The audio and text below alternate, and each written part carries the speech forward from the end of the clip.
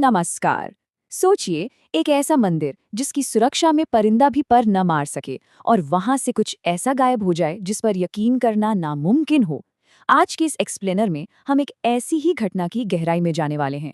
एक ऐसा विश्लेषण जो रहस्य, गहरी आस्था और इंसानियत के इर्द गिर्द घूमता है। ये कहानी सिर्फ एक घटना नहीं है, बल्कि हमें बहुत कुछ सोचने पर मजबूर कर देने वाला एक अनुभव है।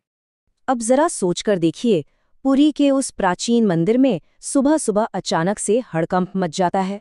भगवान जगन्नाथ की वो बेशकीमती मोतियों की माला गायब है।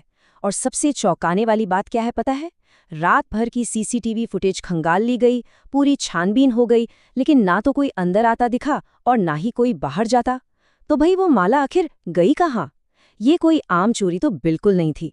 कैमरों में सिर्फ एक ही अजीब चीज कैद हुई थी और वो था मुगु। मुगु करीब 8-9 साल का एक अनाथ बच्चा।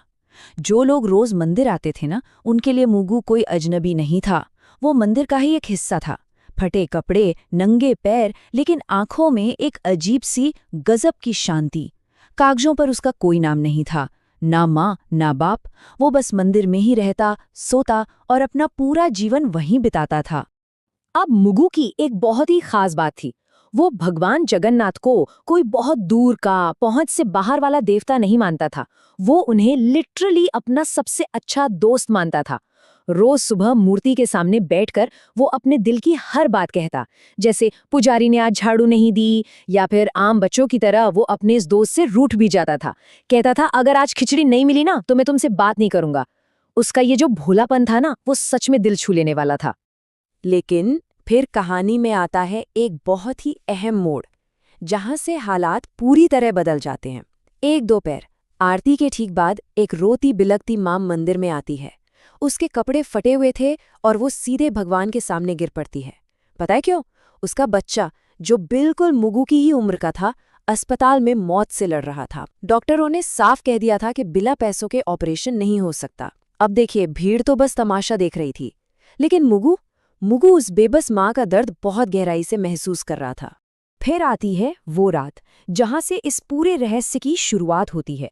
मंदिर के कपाट बंद हो चुके थे, सब लोग अपने अपने घर चले गए थे, लेकिन मुगु, वो हमेशा की तरह अकेला अपने उसी दोस्त के सामने बैठा था।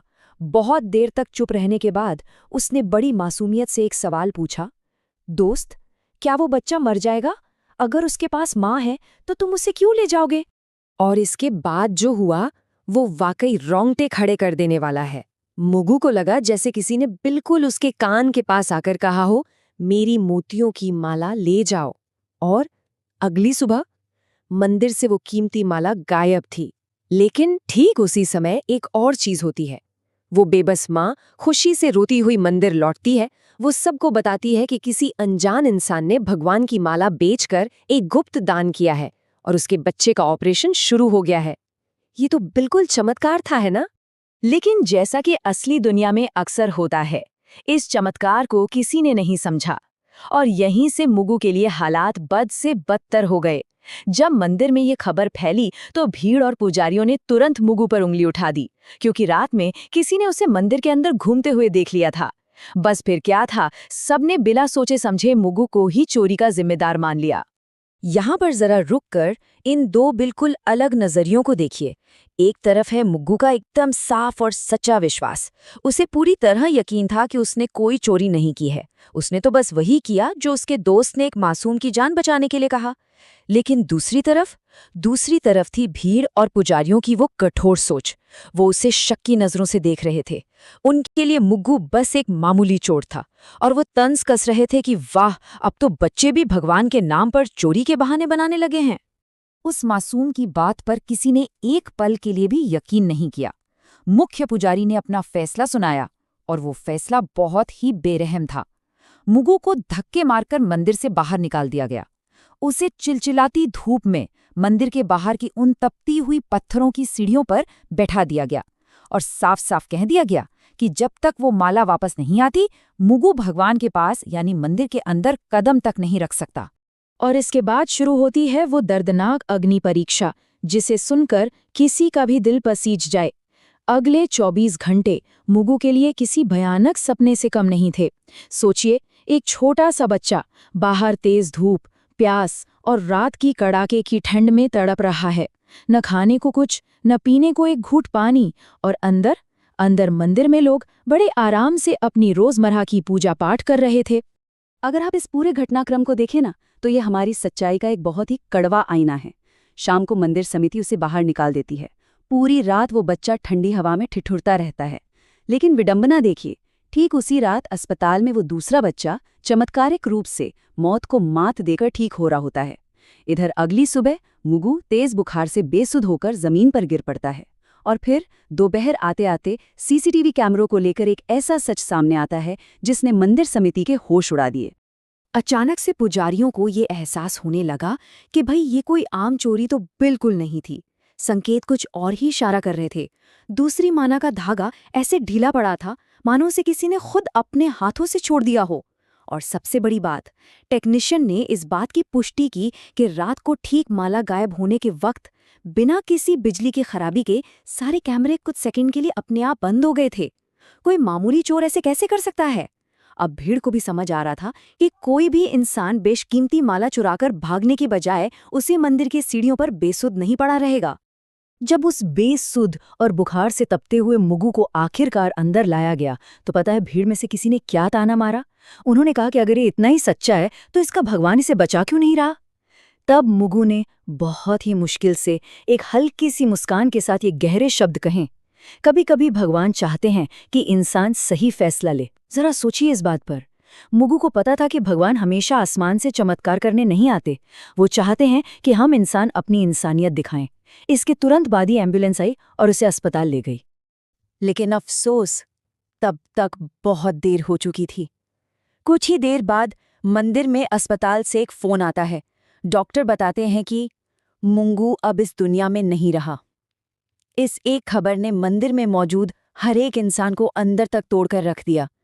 उनका वो अहंकार और उनके उस देरी से लिए गए एक फैसले ने एक मासूम की जान ले ली थी। अगली सुबह मंदिर का नजारा बिल्कुल बदला हुआ था। चारों तरफ एक गहरा मातम और सन्नाटा पसरा था। हर कोई पछतावा में डूबा था। और इसी बीच साफ सफाई करते हुए एक पुजारी को मुगु की छोटी सी पोटली मिली। उसमें कुछ ऐसा था जिसने सबको रुला दिया।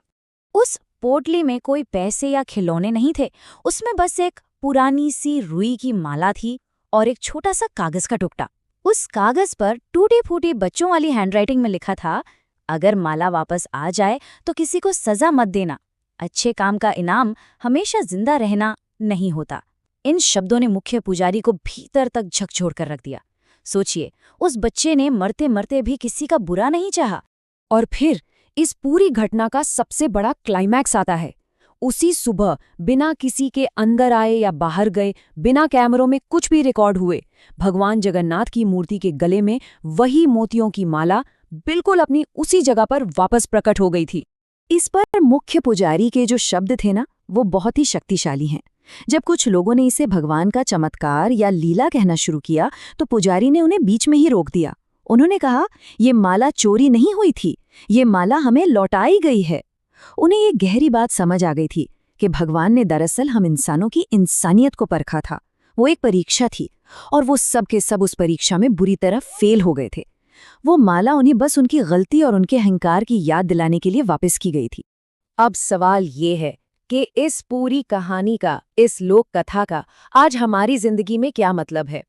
चलिए इस विश्लेषण से एक ऐसा अहम सबक निकालते हैं जो सीधे तौर पर हमारी रोजमर्रा की जिंदगी और खासकर बच्चों के साथ हमारे व्यवहार से जुड़ा हुआ है। देखिए, अक्सर क्या होता है ना, जब कोई बच्चा कोई गलती करता है या बिना पूछे घर से कुछ ले लेता है, तो हमारा पहला रिएक्शन क्या होता है? एकदम तेज गुस्सा, है ना? लेकिन ये कहानी हमें सिखाती है कि हमेशा कहानी के दोनों पहलुओं को सुनना चाहिए। प्रतिक्रिया देने से पहले जरा रुकिए, बच्चे की स्थिति और उसकी मंशा को समझने की कोशिश कीजिए।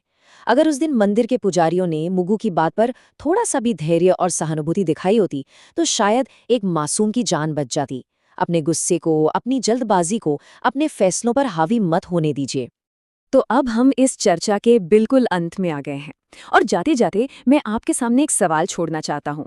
अगली बार जब कोई बच्चा या आपका अपना ही कोई ऐसा चुनाव करे जो आपको गलत लगे, तो क्या हम तुरंत गुस्से से भर जाएंगे? या फिर उनके ऐसा करने के पीछे का जो असली कारण है उसे समझने के लिए एक पल रुकेंगे? क्या हम वो इंसानियत दिखा पाएंगे जिसकी भगवान हमसे उम्मीद करते हैं? ये वाकई में सोचने वाली बात है ना? इस एक्सप्लेनर में मेरे साथ जुड़ने के लिए आपका बहुत बहुत शुक्रिया।